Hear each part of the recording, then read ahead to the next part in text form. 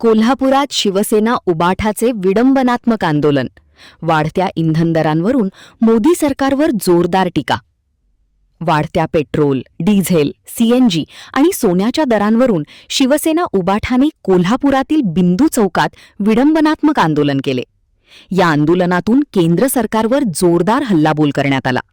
बैलगाडी, त्यावर उभा मोदींचा मुखवटा घातलेला तरुण आणि उपहासात्मक फलकांच्या माध्यमातून करण्यात आलेल्या या निदर्शनात पंतप्रधान नरेंद्र मोदी यांच्या धोरणांवर टीका करण्यात आली.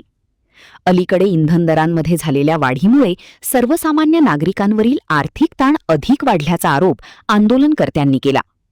आंदोलनादरम्यान शिवसैनिकांनी सोने खरेदी करू नये, लोखंड खरेदी करावे, पेट्रोल डिझेल दरवाढीचे अभिनंदन अशा घोषणा देत सरकारच्या निर्णयांवर उपरोधिक भाष्य केले.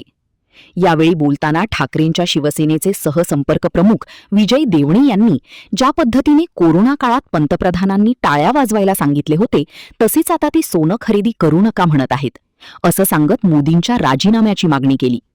तर शहर प्रमुख मंजित माने यांनी महागाई इतकी वाढते आहे की जनतेला आता काय झालमुरी खाऊनच जगायचे का?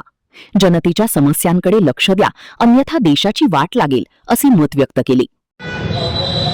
देश आर्थिक संकटात निघालेला आहे, अर्थव्यवस्था धोक्यात आलेली आहे आणि भारताचे पंतप्रधान 10 वर्षानंतर जागे झालेले आहेत. ज्या पद्धतीने त्यांनी कोरोनामध्ये थाळ्या वाजवा म्हणून सांगितलं त्या पद्धतीने सांगतात, सोने खरेदी करू नका, चांदी खरेदी करू नका, पेट्रोलची काटकसर करा, रुपयाचं अवमूल्यन होते.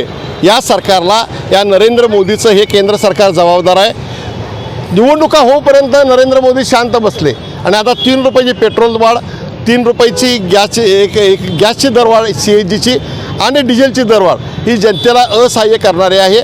म्हणून या ठिकाणी आमचे असं मत आहे की भारताच्या अर्थव्यवस्थेला लागलेला जे ग्रहण आहे याची जबाबदारी स्वीकारून या देशाचे पंतप्रधान नरेंद्र मोदी यांनी राजीनामा द्यावा.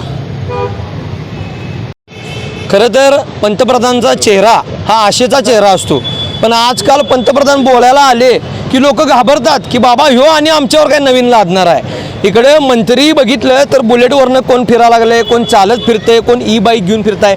कशाला हे जनतेसमोर ढोंग करताय, हिथं दाखवताय असं. आणि रोज विमानाने इकडं तिकडं मुख्यमंत्री शेती करायला विमानानं जातात, हेलिकॉप्टरनं उडतात. मग जनतेनं काय करायचं? म्हणजे यांच्या चैन्या आणि जनतेनं त्रास सोसायचा काय, जनतेनं झालमुली खायची काय, ही वेळ आता आली आहे. इकडं सांगतात सोने खरेदी करू नका, कार्यक्रमाला जाऊ नका, तुमचे मंत्री बघा आणि मग जनतेला सांगा. म्हणून हे आंदोलन होतं. पेट्रोलची दरवाढ, डिझेलची दरवाढ, सोन्याची वाढ, सीएनजीची वाढ ही कुठेतरी अन्यायकारक चालली आणि सर्वसामान्य लोकांना जाचक ठरत आहे. म्हणून हे शिवसेना कोल्हापूर शहरच्या वतीनं आंदोलन होतं. काय नेमकं आंदोलनात आम्ही एक बैलजोडी आणली होती. इंधन वाचवायसाठी जे आता मॅसेज द्यायला लागलेत ना, त्याला एक विडंबनात्मक म्हणून बैलजोडी आणली होती आणि त्याच्यावर एक आम्ही काल्पनिक स्वरूपाचे पंतप्रधान केले होते की आमच्या जनतेला न्याय द्या पंतप्रधान साहेब. आजपर्यंत तुम्ही सगळी गाजरं दाखवली, पण आता गाजरं दाखवू नका, जनतेला न्याय द्या. हे खरं त्यामागचा उद्देश होता. तुम्ही अदानी अंदानीचे किशे भरायला लागलाय, जनतेकडे लक्ष द्या, नाहीतर या देशाची वाट लागेल. या आजचा आंदोलनाचा मुख्य होता.